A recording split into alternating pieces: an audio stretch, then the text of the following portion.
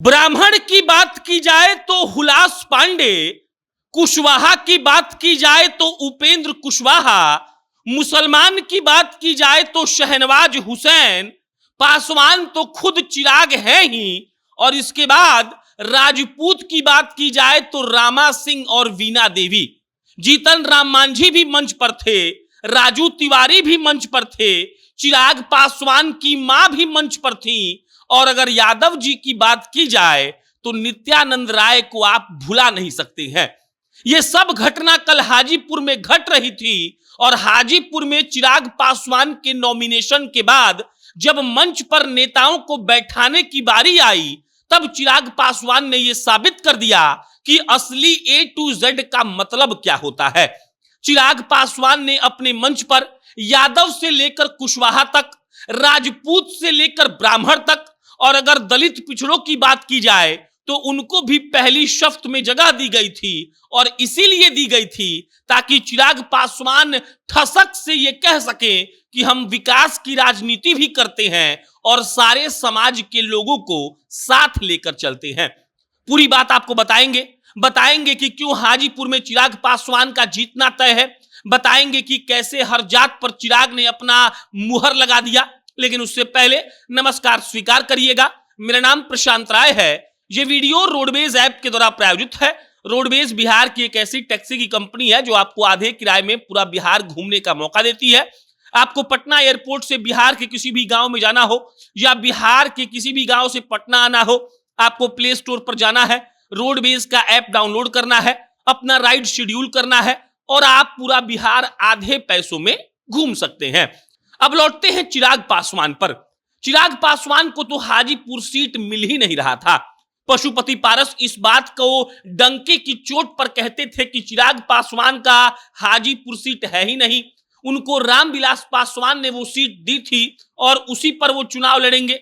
लेकिन चिराग पासवान भी राजनीति के माहिर खिलाड़ी हैं।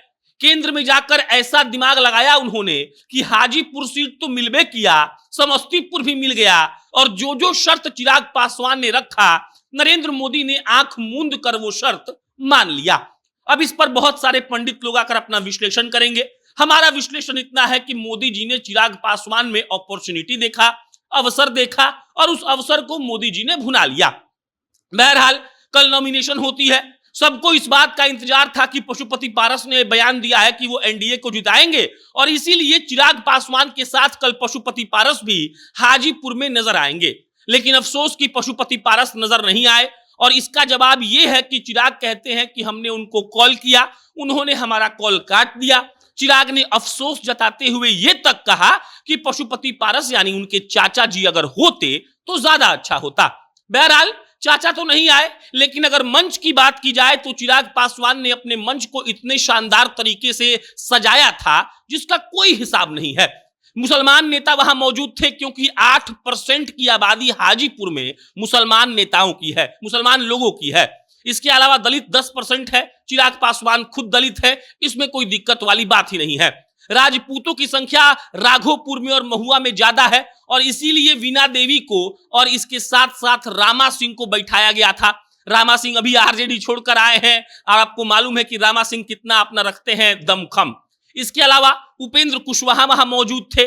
यादवों की बात की जाए तो राघोपुर में यादव और महुआ में यादव भी हैं। उसके लिए नित्यानंद राय को मंच पर रखा गया था, जीतन राम मांझी को रखा गया था, और हुलास पांडे और राजू तिवारी तो चिराग पासवान के सिपाही हैं ही हैं। मिला जुलाकर कल चिराग पासवान ने जो दम हाजीपुर में नॉमिनेशन के बाद दिखाया, उससे यह क्लियर हो गया कि पशुपति पारस को अगर यह टिकट मिलता भी और अगर चिराग वहां दावा ठोक देते तो पशुपति कुमार पारस की हार तय थी, क्योंकि पूरा हाजीपुर कल 2-4-5 घंटों के लिए रुक गया था।